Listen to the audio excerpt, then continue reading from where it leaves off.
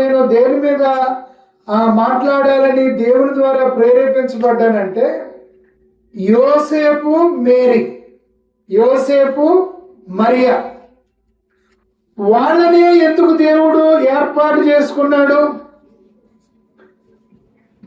భూమి ఆకాశాన్ని సృష్టించిన దేవుడు ఈ లోకంలో తాను జన్మించాలి అని ఆశించినప్పుడు మరియనే ఎందుకు ఎన్నుకున్నాడు? యోసేపునే ఎందుకు ఎన్నుకున్నాడు? అమ్మ చూడండి ఒకసారి. వాళ్ళనే ఎందుకు దేవుడు ఎన్నుకున్నాడు? ఇంకొకళ్ళని ఎన్నుకోవచ్చు కదా, ఇంకెవరినైనా ఏర్పరచుకోవచ్చు కదా. Why Mary, why Joseph? Hallelujah. బాగా గమనించాలి, బాగా ఈ విషయాలు ఆలోచించాలి. వాళ్ళనే ఎందుకు ఏర్పాటు చేసుకున్నారు? యేసుక్రీస్తు ఈ లోకంలో జన్మించాలని ఆయన కొరకై సుమారు 300 ప్రవచనాలు రాయబడ్డాయి. ఆ 300 ప్రవచనాలు దేవుడు భూమి మీద నెరవేర్చాలి అని అనుకున్నప్పుడు మరియనే దేవుడు ఎందుకు ఎన్నుకున్నాడు? మరియనే దేవుడు ఎందుకు ఏర్పాటు చేసుకున్నాడు? ఎందుకండి, ఎందుకోసం ఏర్పాటు చేసుకున్నారు అని అంటే, మరియా తన హృదయాన్ని దేవునికి ఇచ్చింది. కొన్ని వాక్యాలు నేను మీకు జ్ఞాపకం చేయాలని ఎంతో ఆశపడుతున్నాను. రండి మనం అందరం కూడా మత్తయి సువార్తలో 2వ అధ్యాయంలో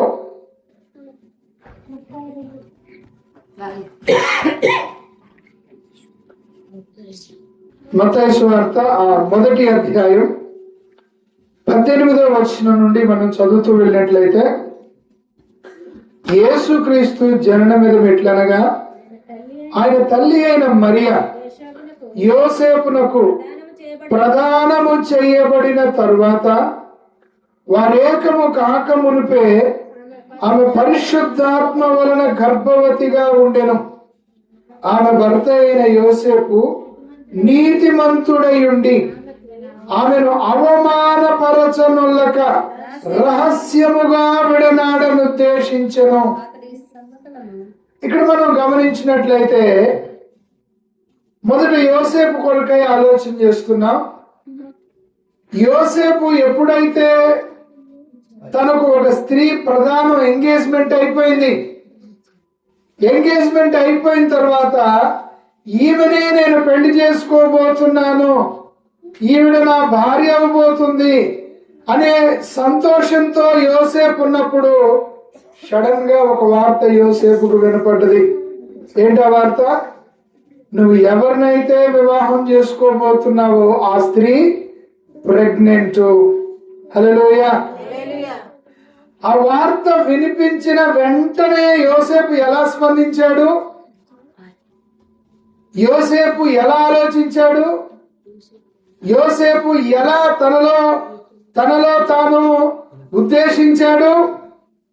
చూడండి అక్కడ, ఆమె భర్త అయిన యోసేపు నీతిమంతుడయ్యుండి ఆమెను అవమానపరచనొల్లక రహస్యముగా ఆమెను విడనాడ ఉద్దేశించెను. హల్లెలూయా. యోసేపు మనసు ఎలాంటిది అని అంటే, అవమానపరిచే మనసు కాదండి. బాగా అర్థం చేసుకోండి. ఈరోజు క్రిస్మస్ మనం జరుపుకుంటున్నాము అని అంటే, ఈ క్రిస్మస్ వెనకాల ఉన్న కారకులు యోసేపు, మరియా. నేను యోసేపు కొరకే మాట్లాడుతున్నాను, మరియా కొరకు కూడా చెప్తాను, జాగ్రత్తగా వినాలి. దేవుడు ఎందుకు వాళ్ళని ఎన్నుకున్నాడు అని అంటే, యోసేపు హృదయం ఎలాంటిదంటే ఎవరిని కూడా అవమానపరిచే మనసు కాదు. ఎవరిని కూడా, మీరు పెళ్లి కాకుండా ఎవరైనా ప్రెగ్నెంట్ అవుతారా? అది జగమెరిగిన సత్యం కదండి. నీ భార్య ఇలా అని తెలిసిన వెంటనే ఆక్రోషంతో, ఆక్రందనతో, కోపంతో రగిలిపోయి నువ్వెంత పనికి మాలిన దానివి, నువ్వెంత చెడ్డ ప్రవర్తన గల స్త్రీవి, నువ్వు తప్పుడు మనిషివి కాకపోతే ఇలా ఎందుకు జరుగుతుంది అని నిలదీయాలి కదండి. కానీ నిలదీయాలి ఆయన. నిలదీసే మనసు కాదు ఆయన. ఓకే, నాది కాదు కదా, ఆమెను ఎందుకు అవమానపరచడం, లెట్ మీ లీవ్ హర్. మీరు గమనిస్తున్నారా? ఈరోజు యేసుక్రీస్తు మన జీవితాల ద్వారా లోకానికి కనిపించాలి. ఆ రోజు యోసేపును దేవుడు ఎన్నుకోవడానికి కలిగిన కారణాల్లో శ్రేష్టమైనది ఏంటంటే, యోసేపు మనసు ఎవరిని నిందించడానికి సిద్ధపడట్లేదు. ఎవరినో నిందించాలి, ఎవరినో అవమానపరచాలి, ఎవరినో కృంగదీయాలి, ఏదో చెయ్యాలి. కొంతమంది మనస్తత్వం, కొంతమంది మనసు ఎలా ఉంటుందంటే, వాళ్ళ హృదయం నిండా కూడా నిందించే స్వభావం, అవమానపరిచే వైఖరి. పిల్లరా, అలాంటి మనస్తత్వంతో మనం ఉన్నట్లయితే యేసయ్యను లోకానికి మనం కనపరచలేం. హల్లెలూయా. యోసేపును చూసి మనం నేర్చుకోవలసిన శ్రేష్టమైన విషయం ఏంటంటే, అతడు ఎలాంటి పరిస్థితులు జరిగినా వేరొకరిని అవమానపరుద్దాం, ఇంకొకరి మీద తోసేద్దాం, ఇంకా ఏదో చేసేద్దాం, నన్ను నేను ఒక నీతిమంతుడిగా ప్రూవ్ చేసుకుందాం అనే మనసు లేదండి యోసేపులో. దేవునికి స్తోత్రం. హల్లెలూయా. యోసేపు మనసు ఎలాంటిదనంటే, పరిపూర్ణంగా దేవుని మీద ఆధారపడినటువంటి వ్యక్తి. వాక్యం ఏం చెప్తుంది తెలుసా? 20వ వచనం చదవండి. అతడు ఈ సంగతులను గురించి ఆలోచించుకొనుచుండగా, కోపంతో రగిలి కేకలేదు, అవమానపరచలేదు, జస్ట్ అని ఆలోచిస్తున్నాడు. ఏంటిది ఈ విషయాలు, ఏంటిది ఈ విషయాలు ఏంటి, ఎందుకు ఇలా జరిగింది? మీకు అర్థమవుతుందా? మన జీవితంలో ఎలాంటి విషయాలు వచ్చినా సరే కంగారు పడద్దు, గాబరా పడద్దు, ఆలోచన చేయి. దేవుడు నీకు తెలివిచ్చాడు, జ్ఞానం ఇచ్చాడు, ఆయన వాక్యాన్ని ఇచ్చాడు. నువ్వు ఆలోచన చేయి. నీ సమస్య ఏంటో నువ్వు ఆలోచన చేయి. యోసేపు అదే చేస్తున్నాడు, కూర్చొని ఆలోచన చేస్తున్నాడు. అతడు ఈ సంగతుల గురించి ఆలోచించుకొనుచుండగా, ఇదిగో ప్రభువు దూత స్వప్నమందు అతనికి ప్రత్యక్షమై, దావీదు కుమారుడు అయిన యోసేపు, నీ భార్య అయిన మరియను చేర్చుకున్నటకు భయపడకము, ఆమె గర్భము ధరించింది పరిశుద్ధాత్మ వలన కలిగినది. గట్టిగా చప్పట్లు కొట్టి దేవుని స్తోత్రం చేద్దాం. హల్లెలూయా. వింటున్నారా పిల్లరా? ఆ విషయం ఎందుకు జరిగిందో, ఎలా జరిగిందో మరి వచ్చి చెప్పినా యోసేపు ఒప్పుకోగలంటారా? లేదు. దేవుడే స్వయంగా యోసేపు దగ్గరకు తన దూతను పంపి, దేవుని దూత వచ్చి యోసేపుతో మాట్లాడుతున్నప్పుడు యోసేపు ఆ విషయాన్ని గ్రహించగలిగాడు. కొంతమంది మనస్తత్వం ఎలా ఉంటుందంటే, దేవుని దూత వచ్చి చెప్పినా సరే యోసేపు ఒప్పుకుంటాడు, కానీ వీళ్ళు హల్లెలూయా. ఒక విషయాన్ని మనం గ్రహించినప్పుడు, దేవుడు మనకు తెలియజేసినప్పుడు దాన్ని మనం అర్థం చేసుకోవాలి, దాన్ని మనం గ్రహించాలి. దేవునికి స్తోత్రం. హల్లెలూయా. నా మాట వింటాడు అనే నమ్మకం దేవునికి ఉందండి యోసేపు మీద. యోసేపును దేవుడు ఎందుకు ఏర్పాటు చేసుకున్నాడు? యోసేపును దేవుడు ఏర్పాటు చేసుకున్న కారణాల్లో మొదటిది ఏంటంటే, నా మాటకు లోబడతాడు. నేను చెప్పినట్టుగా తన ఎమోషన్స్ తన స్వాధీనంలో పెట్టుకుంటాడు. ప్రియులారా, మీరు గమనించండి, మన భావోద్రేకాలు కూడా పరిశుద్ధాత్మ దేవుని స్వాధీనంలో పెట్టాలి. దేవుడు ఎక్కడ కోపం అన్నాడా అక్కడ కోపడాలి. దేవుడు ఎక్కడ ఏడవమన్నాడో అక్కడ మనం ఏడవాలి. దేవుడు ఎక్కడ సంతోషించమన్నాడో అక్కడ మనం సంతోషించాలి. మన భావోద్రేకాలు కూడా కంప్లీట్ గా దేవుని స్వాధీనంలోకి వెళ్ళిపోవాలి. దేవుని ప్రమేయంతోనే మన నవ్వు, మన దుఃఖం, మన సంతోషం, మనని మనం కంప్లీట్ గా ఆయనకు అప్పగించుకోవాలి. యోసేపు పరిపూర్ణంగా దేవునికి అప్పగించుకున్న వ్యక్తిగా కనిపిస్తున్నాడు. Praise lord. హల్లెలూయా. నా భార్య ఇలాగైందా అని ఏడవటమో గోల చేయటమో కాదు, కానీ దేవుని సన్నిధిలో ప్రార్థన చేశాడు. దేవుడు అతని దగ్గరకు వచ్చి వివరంగా విషయాన్ని చెప్పాడు. హల్లెలూయా. చూడండి ఒకసారి 24వ వచనం. యోసేపు నిద్ర మేలుకొని ప్రభు దూత తనకు ఆజ్ఞాపించిన ప్రకారము చేసి తన భార్యను చేర్చుకుని ఆమె కుమారుణ్ణి కను వరకు ఆమెను ఎరుగకుండెను. అతడు ఆ కుమారునికి యేసు అను పేరు పెట్టెను. హల్లెలూయా.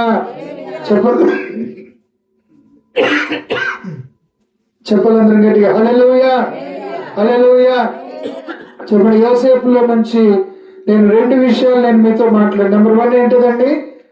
ఎవరిని అవమానపరిచే మనసు యోసేపులో లేదు. నెంబర్ 2, దేవుని మాట వినేవాడు, పరిస్థితుల వైపు చూడట్లేదు.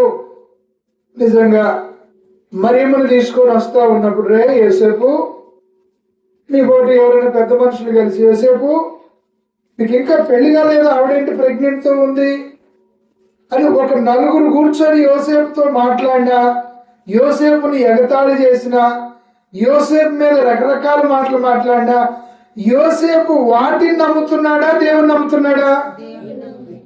హల్లెలూయా. అంటే యోసేపు దేవుని మాటకు ఎంతగా తన హృదయాన్ని ఇచ్చాడో చూడండి. హల్లెలూయా. మనం ఏం చేస్తుంటామంటే దేవుని వాక్యాన్ని అదేదో మంచి నీతి వాక్యాలున్న పుస్తకంగా చదువుతాం, అలాగే బైబిల్లో ఉందని బుర్రలో పెట్టుకుంటాం, దాన్ని అట్లాగే ఉంచి మనకు నచ్చినట్లుగా, మనం నమ్మినట్లుగా, మనల్ని నమ్మేటట్లుగా మన జీవితాన్ని తీసుకొని వెళ్ళిపోతుంటాం. కానీ దేవుని వాక్యం అలా చెప్పింది కాబట్టి నేను అలాగే వెళతాను, దేవుని మాట ఇలా చెప్పబడింది కాబట్టి చెప్తాడు అక్కడ. ఇదిగో కన్యక గర్భవతి. 22వ వచనం చదవండి. 22వ వచనం.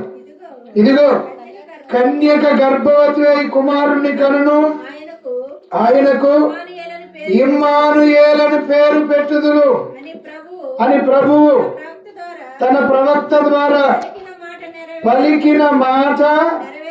చప్పటి కొట్టి దేవుడికి స్తోత్రం చెల్లిద్దాం. హల్లెలూయా.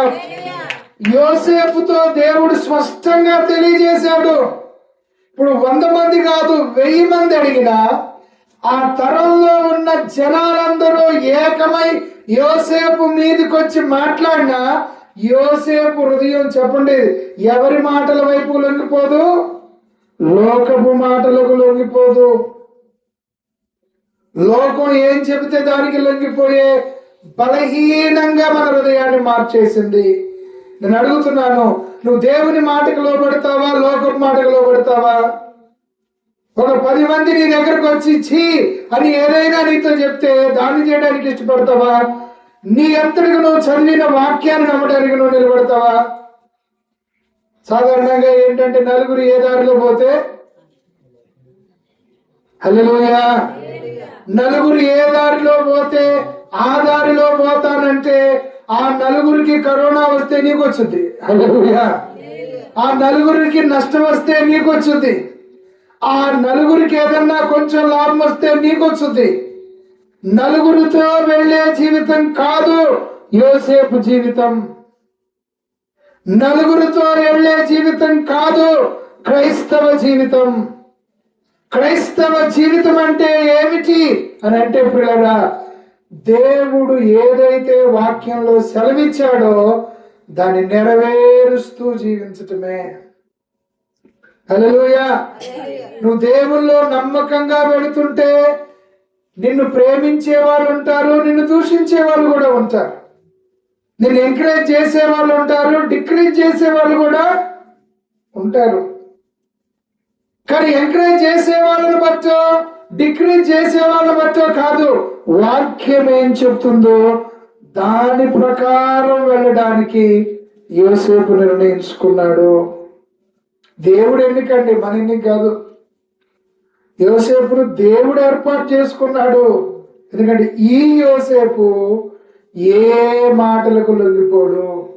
ఈ యోసేపు ఎలాంటి విషయాలకు కృంగిపోడు. నేను అడుగుతున్నాను, యోసేపు ద్వారా యేసయ్య ఈ లోకానికి వచ్చినట్లుగా నీ జీవితం ద్వారా కూడా లోకం నిజమైన క్రీస్తుని, నిజమైన ఆనందాన్ని చూడాలంటే నువ్వు కూడా పరిపూర్ణంగా వాక్యానికి హృదయాన్ని ఇవ్వాలి.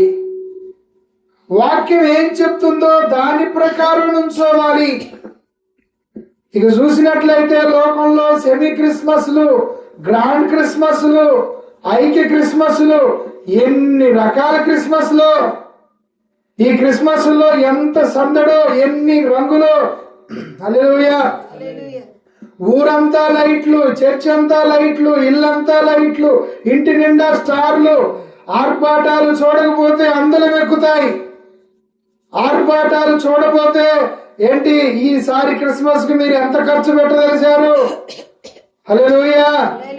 క్రిస్మస్ లో పెట్టే ఖర్చును బట్టి, క్రిస్మస్ లో పెట్టే భోజనాన్ని బట్టి, క్రిస్మస్ లో చేసే సందడిని బట్టి, కట్టే స్టార్లు బట్టి కాదండి నిజమైన క్రిస్మస్ అనేది.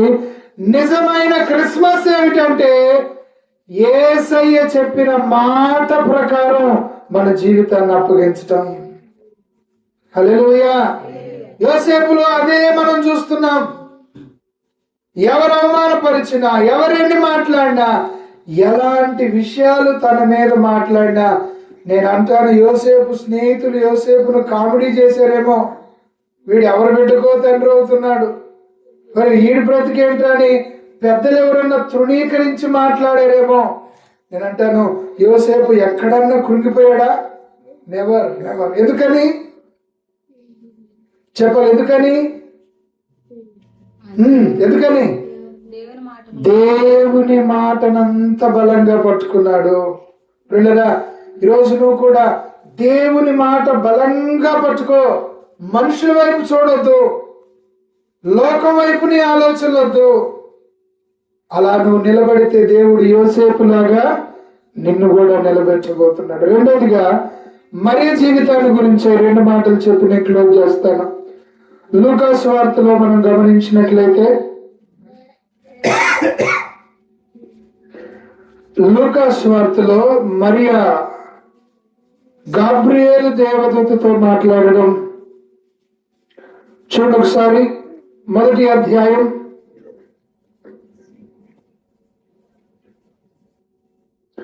26వ వచనం నుండి మనం ధ్యానిస్తూ వెళ్ళినట్లయితే, 6వ నెలలో గాబ్రియేలుని దేవదూత గలిలయలోని నజరేతు ఊరిలో దావీదు వంశస్థుడైన యోసేపు అనే ఒక పురుషునికి ప్రదానము చేయబడిన కన్యక యొద్దకు దేవుని చేత పంపబడిన ఆ కన్యక పేరు మరియ. ఆ దూత లోపలికి వచ్చి ఆమెను చూసి, దయాప్రాప్తురాల, నీకు శుభము, ప్రభువు నీకు తోడై ఉన్నాడని చెప్పెను. ఆమె ఆ మాట బహుగా తొందరపడి ఈ శుభవచనం ఏమిటో అని ఆలోచించుకొనుచుండగా దూత, భయపడకుము, దేవుని వలన నువ్వు కృప పొందితివి. ఇదిగో నువ్వు గర్భము ధరించి కుమారుని కని యేసు అని పేరు పెట్టుదువు. ఆయన గొప్పవాడై సర్వోన్నతుడైన దేవుని కుమారుడు అనబడును. ప్రభు అయిన దేవుడు తన తండ్రి అయిన దావీదు సింహాసనమును ఆయనకిచ్చును. ఆయన యాకోబు వంశస్థులను యుగ యుగములు ఏలును.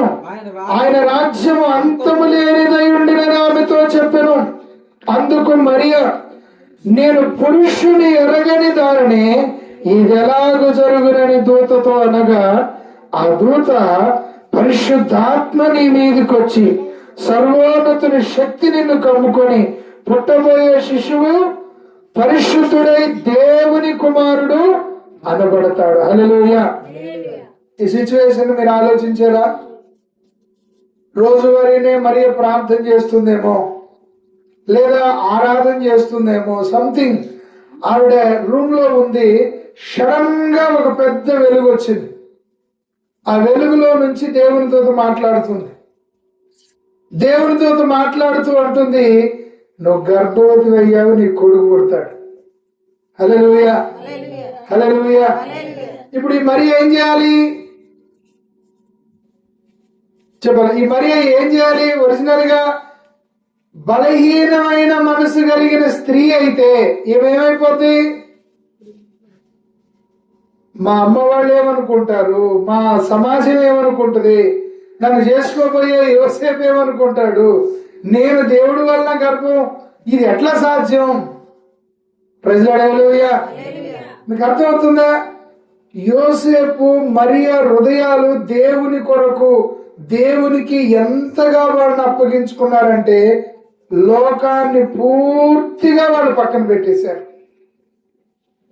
ఇంకో మాట నన్ను బాగా ఆలోచింపజేసింది. మొదటి అధ్యాయంలోనే మీరు గమనించారా? మొదటి అధ్యాయంలో 50వ వచనం నుండి మనం చదివినప్పుడు ఈ వచనాలు ఇవన్నీ మనం చాలా జాగ్రత్తగా గమనిస్తే నేను చెప్తాను, వినండి.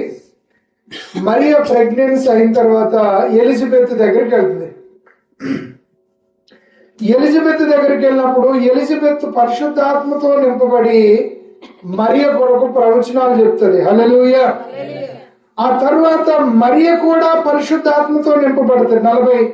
46వ వచనంలో అప్పుడు మరియ ఇట్లా, నేను నా ప్రాణము ప్రభువుని గణపరుచుచున్నది, ఆయన తన దాసురాలి దీన స్థితిని కటాక్షించెను, నా ఆత్మ నా రక్షకుడైన దేవుని యందు ఆనందించెను, సర్వశక్తుడు నాకు గొప్ప కార్యము చేసెను గనుక ఇది మొదలుకొని అన్ని తరముల వారు నన్ను ధన్యురాలందరూ. ఆయన నామము పరిశుద్ధము, ఆయనకు భయపడి వారి మీద ఆయన కనికరము తరతరములుండును. ఆయన తన బాహువుతో పరాక్రమమును చూపెను, వారి హృదయములు ఆలోచన విషయమై గర్విష్ఠులను చెదరగొట్టెను. సింహాసనముల నుండి బలవంతులను పడద్రోసి ధీరులను ఎక్కించెను. ఈ వచనాన్ని, ఆకలి కొనిన వారిని మంచి పదార్థాలతో సంతృప్తి పరచి ధనవంతులను వట్టి చేతులతో. ప్రజలూయా. చాలా విషయాలు ఉన్నాయి కానీ 53వ వచనంలో ఒక్క మాట చెప్పి నేను క్లోజ్ చేస్తాను. ఆకలి కొనిన వారిని మంచి పదార్థాలతో సంతృప్తి పరచి అనే మాటను ఆలోచిస్తే ఈ మరియ దేని కొరకు ఆకలి కొని ఉందండి? మరియ దేనికోసం ఆకలి కొని ఉంది? ఈరోజు క్రైస్తవ్యంలో మనం క్రైస్తవులను గమనించినట్లయితే, మిమ్మల్ని మీరు గమనించుకోండి, మీతో ఉన్న తోటి సహోదరులు కూడా అసలు క్రైస్తవ లోకాన్ని గమనిస్తే దేవుణ్ణి ఎందుకు నమ్ముకుంటారంటే వాళ్ళకున్న అవసరాలు తీర్చుకోవడానికి దేవుడు నమ్ముకుంటారు. వాళ్ళ పొలం మంచిగా పండాలి, దానికి దేవుని సహాయం కావాలి. వాళ్ళు ఆరోగ్యంగా బ్రతకాలి, వాళ్ళకి దేవుని సహాయం కావాలి. నేను దేవుడు సహాయం చేయడం అనట్లేదు, దేవుడు సహాయం చేస్తాడు. దేవుడు నిన్ను ఆశీర్వదిస్తాడు, నీ పొలం పంటను పండిస్తాడు, నీకు కావలసినవన్నీ సమకూరుస్తాడు. దేవుడు నీకేదో ఇవ్వాలనే ఆశతో ఉండడం కాదు. ఇక్కడ మరీ విషయంలో ఆలోచన చేస్తే చూడండి, అక్కడ దేవుని కొరకైన ఆకలి ఆమెలో ఉన్నది. నాకు దేవుడు కావాలి. హల్లెలూయా. దేవుని మార్గంలోకి వచ్చినప్పుడు ఏ చిన్న అవమానం వచ్చినా, ఏ చిన్న శ్రమ వచ్చినా, ఏ చిన్న ఇబ్బంది వచ్చినా, ఏ పరిస్థితి అర్థం కాకపోయినా వెంటనే తప్పించుకొని పోయి, వెంటనే ప్రక్కకు పోయి, వెంటనే వైదొలిగిపోయే అలాంటి మనసు కాదండి మరి మనసు. హల్లెలూయా. చెప్పాలి బిగ్రి. హల్లెలూయా. దేవుని కొరకు ఏదైనా చేయాలి, దేవుని కొరకు ఒక రోషంగా నిలబడాలి. అది ఎలాంటి శ్రమైనా. మరియా వివాహం కాకుండా నువ్వు గర్భవతి అయితే అది ఎంత అవమానమో తెలుసా? అది ఎంత అవమానమైనా సరే నేను దేవుని కొరకు నిలబడాలి. హల్లెలూయా. చెప్పగలందరం గట్టిగా హల్లెలూయా. ఆ నింద పడడానికట ఆకలి కొనదటండి ఆవిడ. దేవుని కొరకైన ఆకలి. దేవునికి స్తోత్రం, హల్లెలూయా. నేను దేవుని కొరకే బ్రతకాలి, దేవుని చిత్త ప్రకారమే దీవించబడాలి, దేవుని చిత్త ప్రకారమే వర్తిల్లాలి, దేవుడు కోరినట్టే కొనసాగాలి. ఆవిడలో ఉన్న ఆశ, మరియలో ఉన్న ఆశ. హల్లెలూయా. చిన్న మాటకి లొంగిపోయి, కృంగిపోయి, కుమిలిపోయి ఏడ్చే వాళ్ళ దగ్గరికి దేవుని దూత వెళ్ళలే. పరలోకము నుండి ఒక దూత మరియ దగ్గరకు వచ్చిందని వాక్యంలో రాయబడింది, మనం చదివాం. ఆ మరియనే ఎందుకు దేవుని దూత ఎంచుకుంది తెలుసా? ఆ మరియ తన హృదయాన్ని దేవుని కొరకైన ఆకలితో నింపుకుంది. నేను దేవుని కొరకు ఏదైనా బలమైన పని చేయాలి, దేవుని కొరకు గొప్ప కార్యాన్ని జరిగించాలి, నా జీవితం ఒక అర్థవంతంగా బ్రతకాలి, దేవుని మహిమార్థమైన జీవించాలి. హల్లెలూయా. కొంచెం అవమానం వచ్చిందేమో, అమ్మో ఈ మార్గం మనం వద్దు, ఈ ఇబ్బంది వచ్చిందేమో మనం ఈ మార్గంలో వెళ్ళొద్దు. అన్ని విధాలుగా మనకి అన్ని సౌకర్యాలు అన్ని విధాలు కలిసినప్పుడే అప్పుడు దేవుడు అనుకొని, దైవత్వం అనుకొని వెంటాడే మనసు కాదండి మరియా. ఏ నిందొచ్చినా పర్వాలేదు, ఎలాంటిది వచ్చినా పర్వాలేదు, దేవుని ఇష్టము నాలో నెరవేరాలంతే, దేవుని చిత్తం నాలో నెరవేరాలంతే. ముఖ్యంగా మనం బాగా ఆలోచిస్తే ఏం జ్ఞాపకం చేయాలని ఆశపడుతున్నానంటే, దేవుడు వారిద్దరినే ఎందుకు ఎన్నుకున్నాడు, ఆ యవ్వన బిడ్డల్నే ఎందుకు ఎన్నుకున్నాడంటే వారు కంప్లీట్ గా దేవుని చిత్తం వాళ్ళలో నెరవేరాలి అనే ఆకలి కొని ఉన్నారు. హల్లెలూయా. చెప్పాలందరం గట్టిగా హల్లెలూయా. అందుకోసమే ప్రభు వారిని ఏర్పాటు చేసుకున్నాడు, ప్రభు వాళ్ళ జీవితాలను ఎన్నుకున్నాడు. ఈరోజు ఆలోచన చేయి, నువ్వు మాట్లాడేది దేవుడు చెప్పిందే మాట్లాడుతున్నావా? నువ్వు చూసేది దేవుడు చెప్పిందే చూస్తున్నావా? నువ్వు చేసేది దేవుడు చెప్పిందే నువ్వు చేస్తున్నావా? క్రిస్మస్ అంటే ప్రియులారా వంట భోజనం చేసుకొని తినడం కాదండి. క్రిస్మస్ అంటే రంగురంగుల కాగితాలు ఇంటి నిండా, చర్చి నిండా మనం ఎక్కడో అలంకరించుకోవడం కాదండి. హృదయాన్ని అలంకరించుకోవాలి, హృదయాన్ని అలంకరించుకోవాలి. ఎట్లా అలంకరించుకోవాలా? దేవుడు ఏది చెబితే అది నేను చేస్తా, దేవుడు ఎలా నడవమంటే అలా నేను నడుస్తా, దేవుని చిత్తమే కంప్లీట్ గా నా జీవితంలో నెరవేరాలి. యోసేపులో అదే ఆలోచన, మరియలో అదే ఆలోచన. ప్రైజ్ లార్డ్, హల్లెలూయా. దేవుని చిత్తం నెరవేర్చాలనే ఆశ.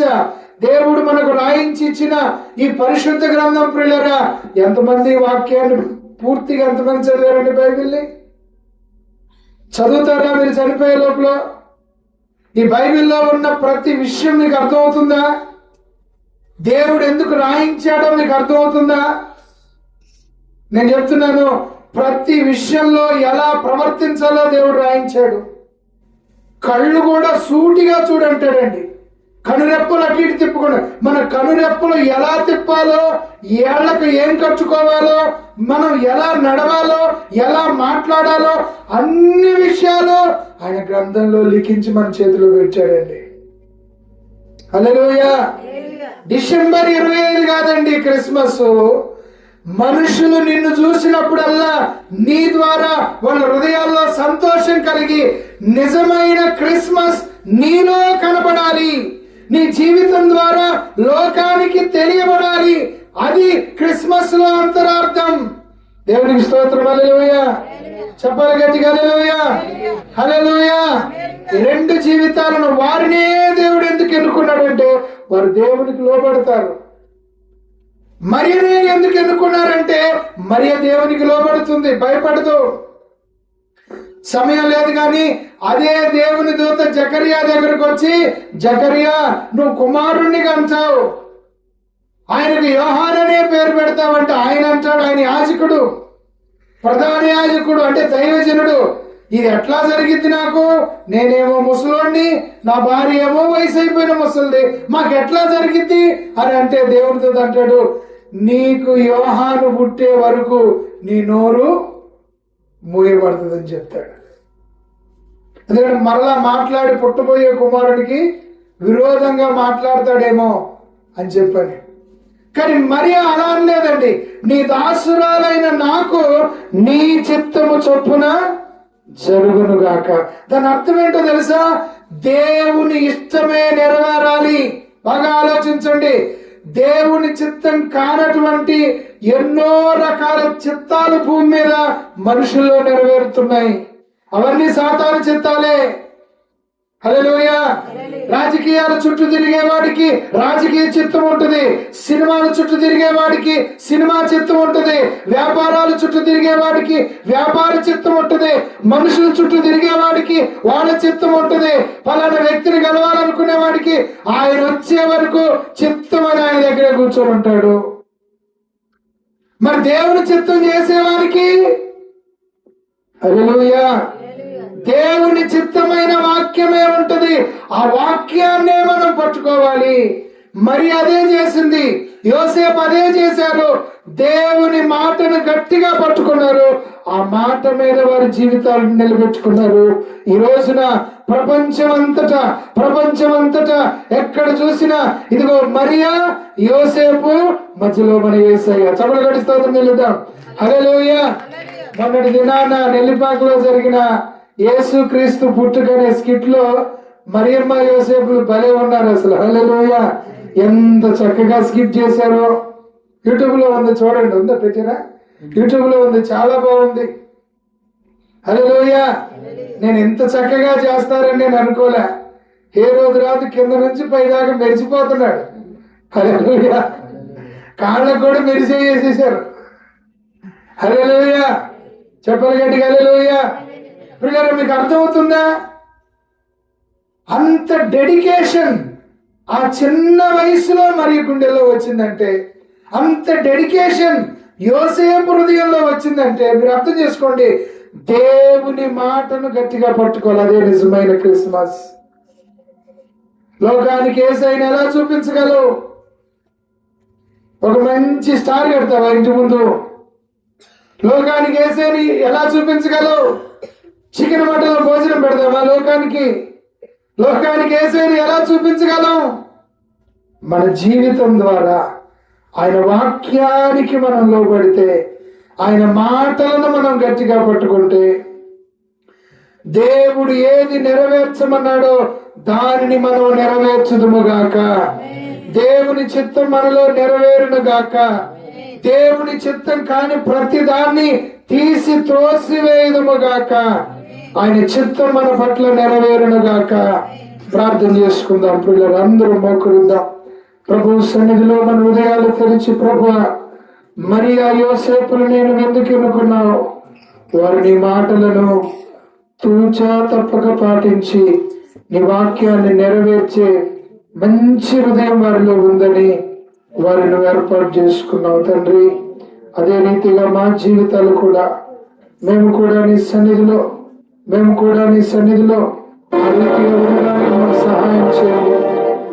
ఆ రీతిగా ఉండడానికి మాకు సహాయం చేయండి. కుడి ఎడమలకు తొలగిపోయే మనసు లేదు పిల్లరా. ఎటు పడితే అటు తొలగిపోయే మనసు లేదు. మందిరంలో వాక్యం ఒకటి వింటున్నాం, బయటికి వెళ్ళి మరొకటి చేస్తున్నాం. 10 మంది ఏదంటే దాన్నే ఓకే అనుకుంటూ దాని వైపుకు మనం పరిగెడుతున్నాం. కానీ దేవుని వాక్యం అలా లేదండి. యోసేపు అలా లేడు పిల్లరా.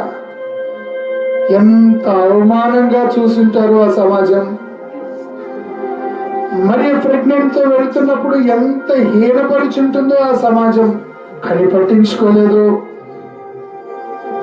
ఈరోజు నువ్వు కూడా వాక్యాన్ని పట్టుకొని నిలబడితే నీకేదో నష్టం జరిగింది అనుకుంటున్నావా? వాక్యాన్ని పట్టుకొని నిలబడు. లోకం నిజమైన క్రీస్తును నీలో, క్రిస్మస్ నీ ద్వారా పొందుకోబోతుంది. ప్రార్థన చేద్దాం. ప్రభా, మరియు యోసేపుల వల్లే మా జీవితం కూడా నిలబడాలి. నీ వాక్యాన్ని పట్టుకొని మేము బలంగా నిలబడగలగాలి.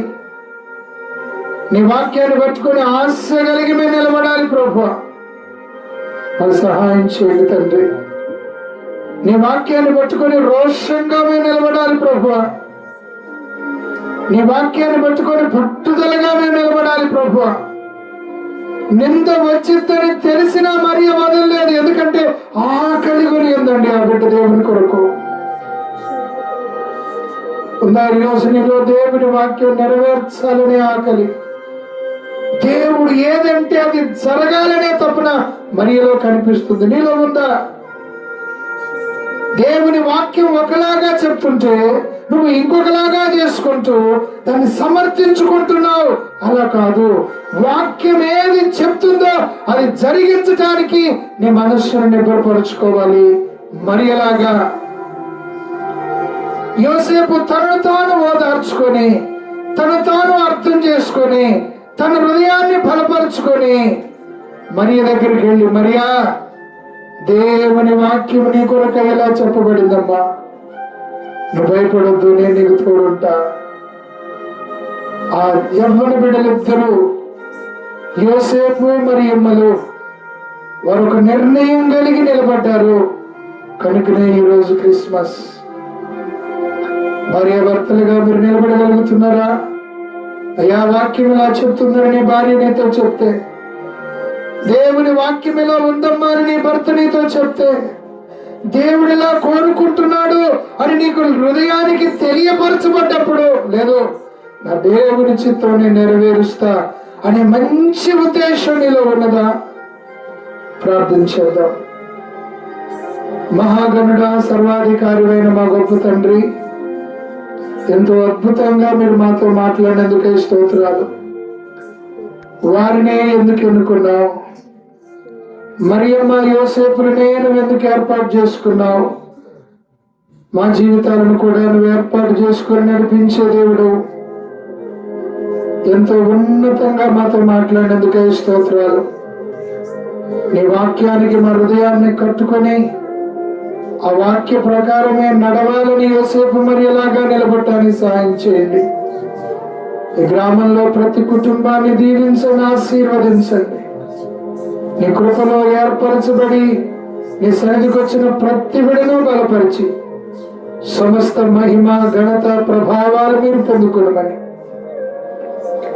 మహిమ గల నీ హస్తాలకు ప్రేమలను సమర్పిస్తూ శ్రేష్టమైన నీ సన్నిధి, నీ కృపను వారు పొందినట్లుగా బలపరిచి నీ రెక్కల క్రింద భద్రపరచమని యేసు క్రీస్తు ప్రేమగల నామంలో ప్రార్థిస్తున్నాను పరమ తండ్రి, ఆమేన్. తండ్రి అయిన దేవుని ప్రేమ, ప్రభువైన యేసు క్రీస్తు వారి కృప, పరిశుద్ధాత్మల అన్యోన్యమైన సహవాసం మనందరికి సదా తోడై నడిపించునుగాక.